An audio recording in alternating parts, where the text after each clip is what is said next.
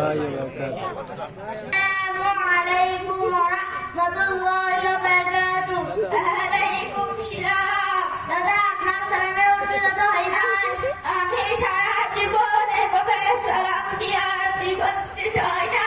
দাদা খবর নাই বলি বলো তো দেখি। ওয়ালাইকুম আসসালাম ওয়া রাহমাতুল্লাহি ওয়া বারাকাতুহু। আরে নাতি তাহলে এতদিন সালাম দিলাম ভালো হলো জানলাম। দাদা লুঙ্গি গামছা নিয়ে কোথায় যাচ্ছেন? গোসল করতে। কেন দাদা এত চিকন গোল করতে যাচ্ছেন? কোথাও যাবেন নাকি? আরে নাতি এত কথা বলো না তো, আমার উপর গোসল ফরজ হয়ে গেছে। আচ্ছা দাদা আপনি বলেন তো দেখি গোসলের ফরজ কয়টি? তুই কি আমার সাথে কি মারতেছিস? না দাদা কি করবো কেন? তোর কি মনে হয় আমি গোসলের ফরজ জানি? আপনি পারলে বলেন তো দেখি গোসলের ফরজ কয়টি? আরে নাতি শোন, গোসলের ফরজ হলো 6টি। তাই নাকি দাদা? বলেন তো দেখি গোসলের ফরজ 6টি কি কি? গোসলের ফরজ 6টি।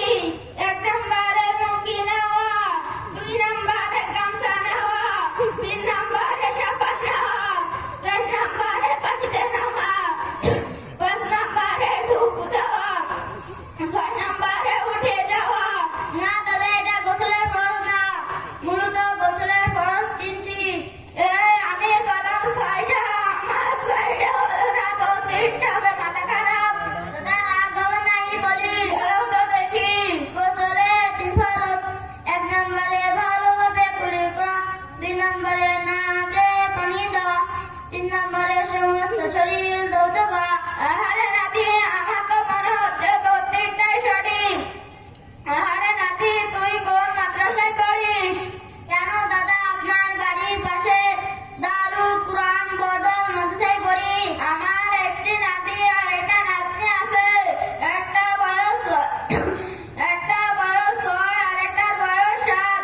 আমাদের মাদ্রাসায় কি ভর্তি করানো যাবে?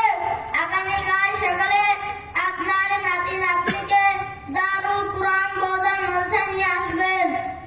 সম্মানিত উপস্থিতি, আপনারা সকলে আমাদের জন্য দোয়া করবেন, আমরা যেন বড় হাফেজ আলেম হতে পারি। ফি আমিনিল্লাহ। ফরজ গোসল ঠিক মতো জানে না। আর আপনারা জি আচ্ছা, আর এই ফরজ গোসল যদি আমরা ঠিক মতো না জানি তাহলে কিন্তু আমাদের শরীর বদন ঠিক মতো পবিত্র হয় না, যার কারণে আমাদের কোনো ইবাদত কবুল হয় না।